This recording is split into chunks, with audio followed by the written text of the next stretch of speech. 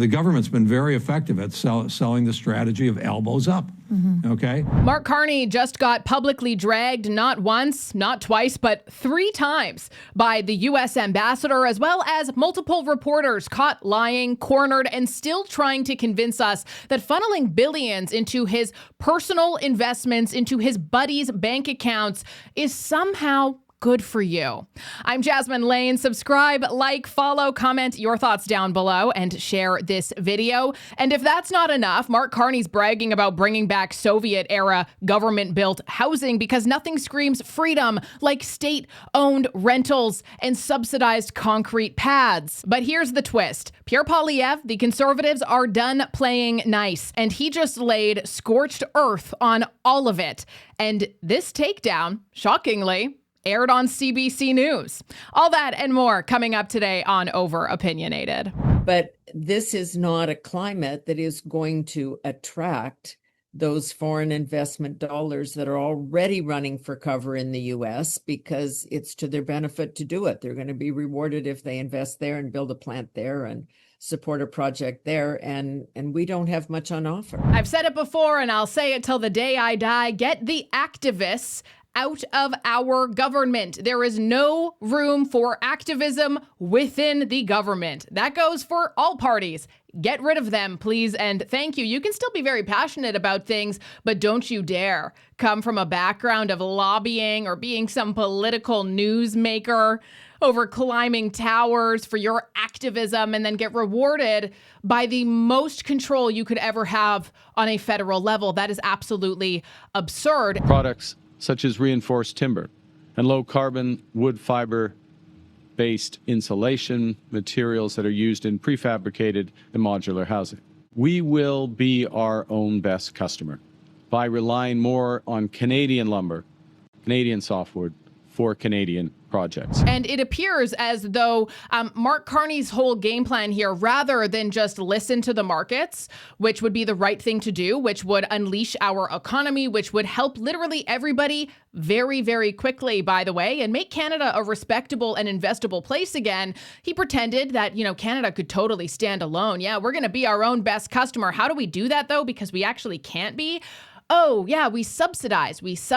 That's what we do. And now Ottawa is pouring another $1.2 billion to prop up a struggling sector that took a lot of damage due to Biden initially, or I shouldn't say initially, but Biden was the one who actually increased these tariffs, and Justin Trudeau did nothing when it comes to softwood lumber. And then, of course, that's been hit again amidst the Trump tariffs. Any good business person, of which Mark Carney paraded around as being, would tell you that to maintain competitive is the biggest advantage you have across the globe. But what does Canada do instead?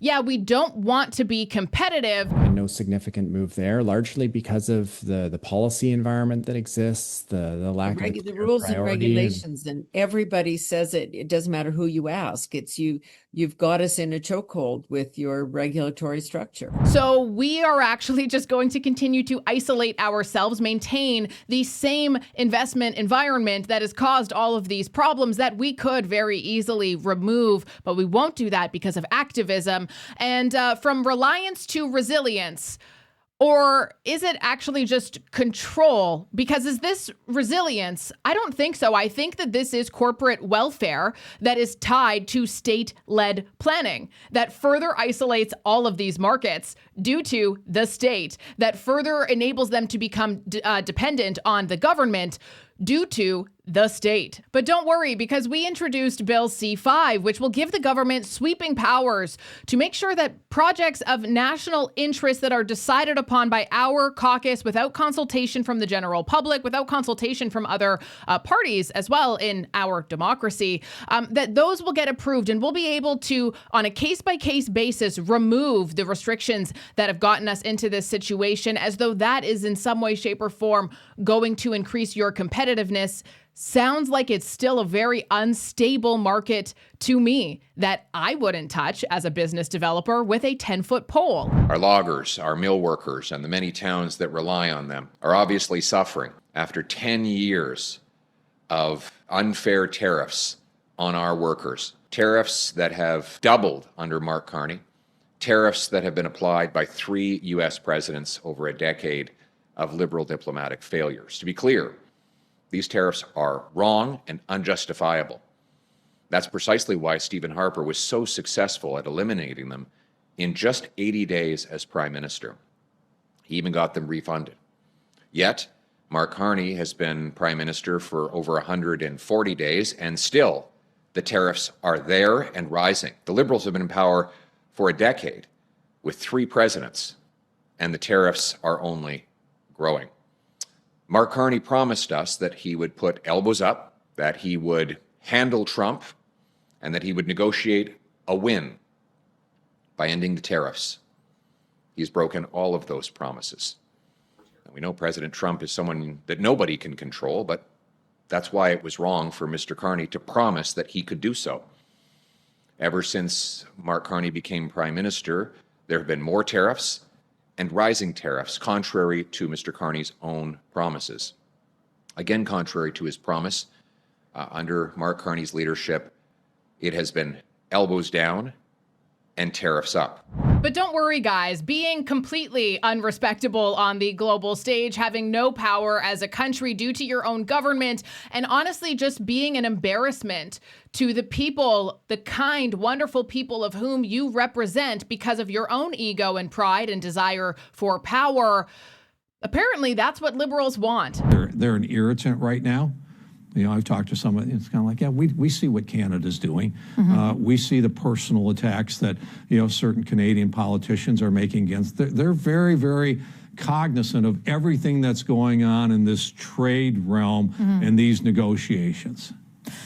That said, can you understand why in this moment there is the political space, there seems to be public support for Canada to have those elbows up? Can you see why Canadians are angry? Actually, we've engaged in a strategy, a global strategy, to change how America does trade, all right? Most of these countries have found a way to work with us, to be constructive, and to reach an agreement with us. Canada at this point, you know, they're you know, in some cases they're angry. It is, you know, the government's been very effective at selling the strategy of elbows up. Okay, but you know, America needed to get its house in order, our financial house in order. The president wants prosperity, security, and stability for the American people. Trade was one of the elements that he indicated that he wanted to get under control to deliver a total solution. He's passed the big, beautiful tax bill that we think will bring manufacturing, provides incentives to create jobs in the United States of America. We've secured our border. These were things that we needed to do to straighten our house out to move forward. Canada needs to do what it needs to do. You know, your prime minister is doing some of the same things. I personally haven't heard of Donald Trump subsidizing to the tune of over $1 billion certain industries because they're hurting so bad, not solely a result of the tariffs, but largely a result of 10 years of economic policy failure. Canada's new government has a strong mandate to get big things built faster. I just have to pop in here because Mark Carney has said countless times now that our new government, with entirely the exact same people, either behind the scenes who are now front and center, or the same front and center people who are still front and center. But he keeps saying our new government has a mandate to do all of these things. Why do you need to keep saying that? If you truly believe that you're supported and your government has a mandate, why keep saying it? You don't need to tell us that because we would all agree that you do, right? That's some really weird authoritarian-like words that he's using there to get it into your brain. We have a strong mandate to do whatever the hell I want with no consultation, thanks to Bill C-5. And as we build bigger and faster, we will build Canadian, prioritizing Canadian lumber, Canadian steel, Canadian aluminum in Canadian construction. Today, I'm announcing a series of new measures to help the softwood lumber industry pivot to a growing Canadian market. The first pillar is to give our companies that need liquidity, that liquidity in order to address immediate pressures. To do so, we'll provide up to $700 million in loan guarantees To make the softwood lumber industry more competitive for the long term, we will provide an additional $500 million, largely in grants and contributions to supercharge new product development and new market diversification. New market diversification. Which markets, Mark? How are we getting it there? What new ports? Oh, I see. I get it. Yeah, this is really just some slow drip socialism that's dressed up as a housing fix from a crisis that they caused. A little interesting, too, because Carney oversees a blind trust. He has that blind trust set up that reportedly includes investments in green building, ESG housing portfolios, and climate-focused funds. With billions of subsidies flying around right now, will any of these firms accidentally get the benefit from government contracts and housing, materials, mandates, or even procurement deals? It's interesting. Build Canada is starting to look like it's just build my own portfolio a little bit bigger, and it seems to also just be building the benefit for companies and industries that he's already ideologically and financially invested in, or ones that his very close friends, of whom I'm sure he may owe a few favors, are very financially invested in, allegedly. And it's very crazy to me that your housing solution is a Band-Aid. That sounds really nice on paper to people who are dumb, who don't research, who don't understand things. Oh, wow, look at all these great things he's doing with our money. Fascinating how when the private sector is able to thrive and be competitive, you actually don't need to use your taxpayer dollars to fund something as basic as housing. Weird, isn't it? In fact, when the government starts building homes and subsidizing industries to make it happen, when they start saying you're not allowed to buy certain vehicles anymore, but we're going to subsidize this industry because that's going to be your only choice in the next 10 years, that sounds like an awful lot like centralized control to me. We're going to control what food you buy, what groceries you buy, because we're removing products from the shelves, and all in the name of bad, scary Donald Trump, of course.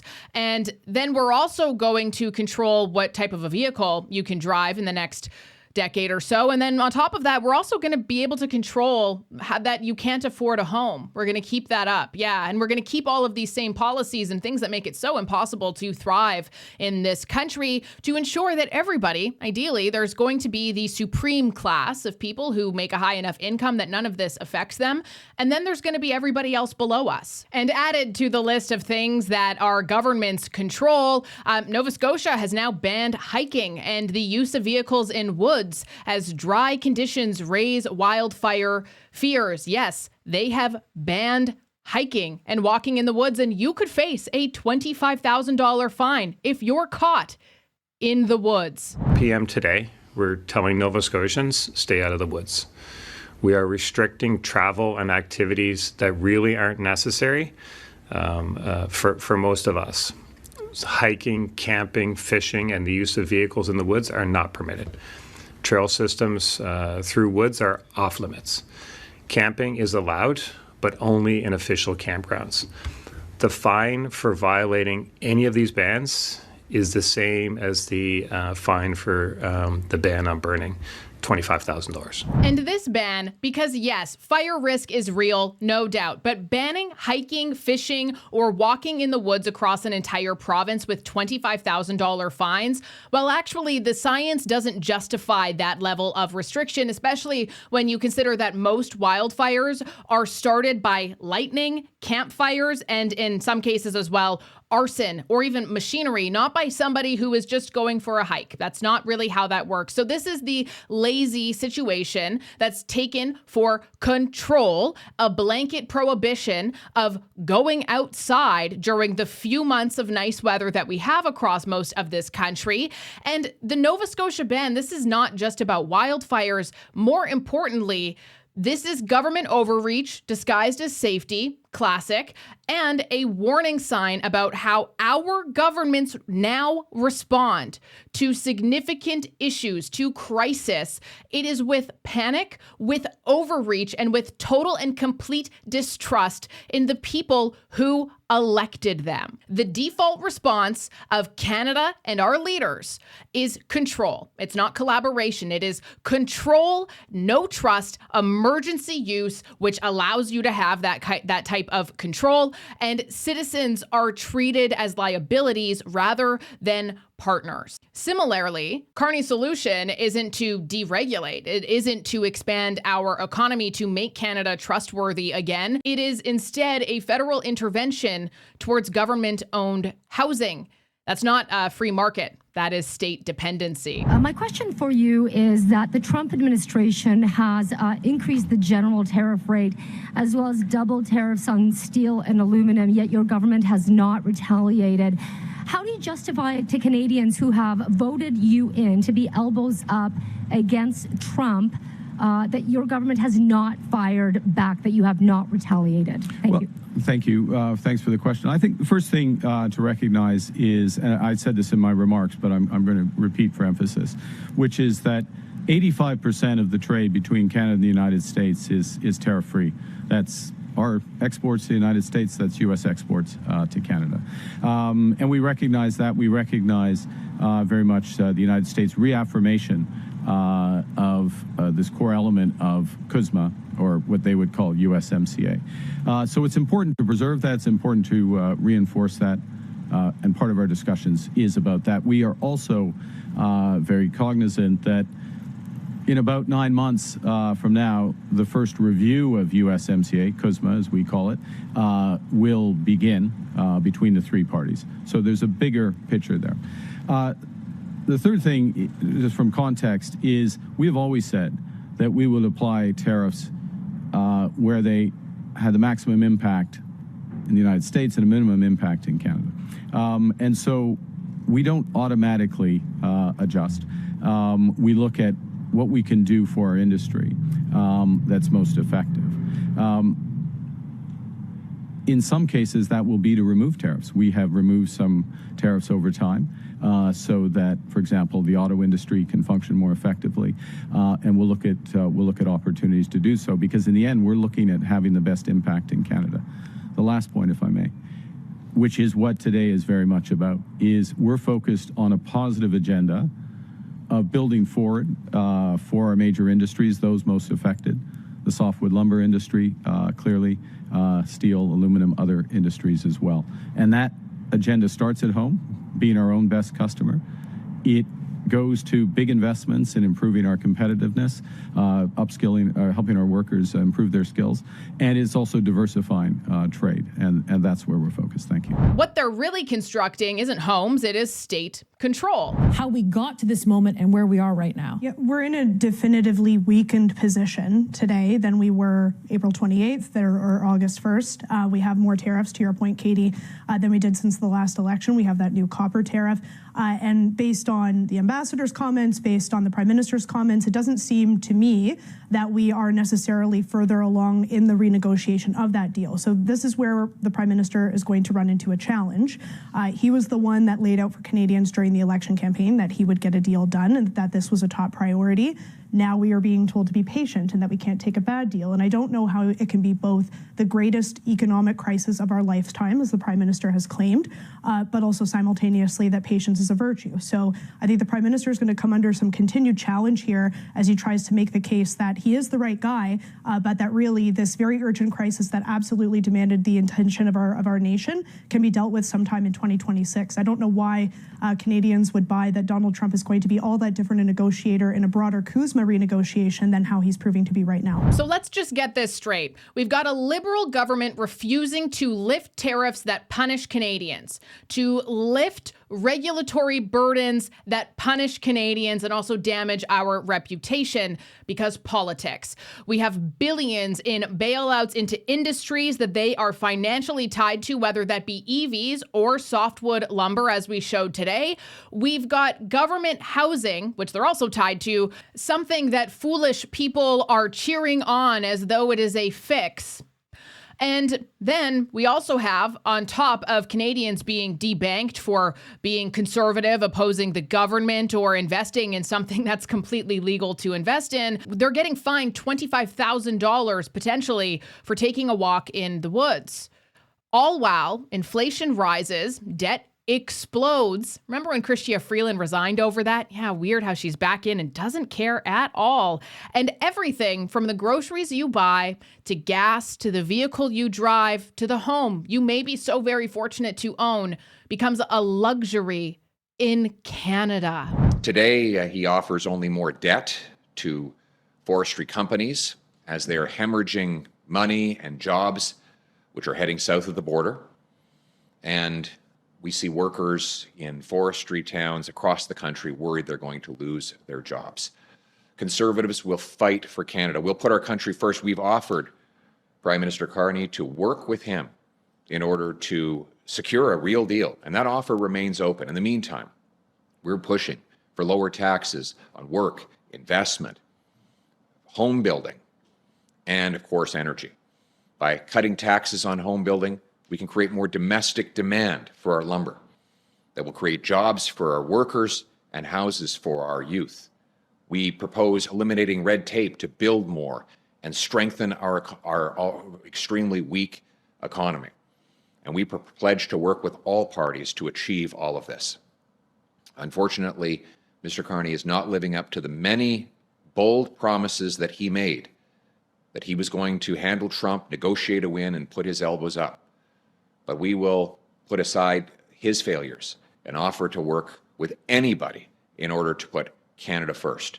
Our goal is to protect the jobs of workers, the prices of our consumers, and to make our economy strong. They have had 10 years, billions, hundreds of billions of dollars, trillions of dollars in spending over the years, and total control. What do we have to show for it?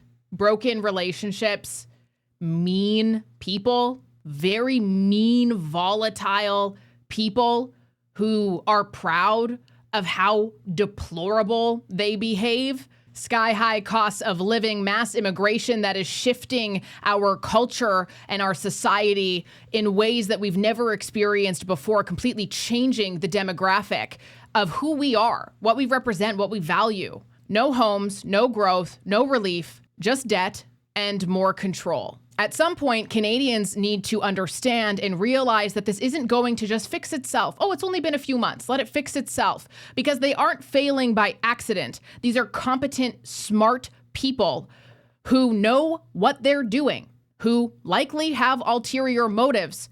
Obviously, Mark Carney. And they aren't working for you.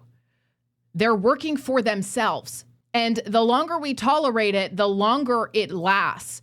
So at what point do we wake up? How many more coincidences? How many more excuses? How many more lies? What more do people need to see? And at the end of the day, this isn't about right or left. This is simply about right or wrong. What is right? What is wrong? I don't care what your political affiliation is. What's right? What's wrong? What are your morals? What are your values? And are you going to actually stand by them no matter who it is that commits an offense against them? I'm Jasmine Lane. This is Over Opinionated. Subscribe, like, follow, comment your thoughts down below, and share this video far and wide because clearly people need help right now.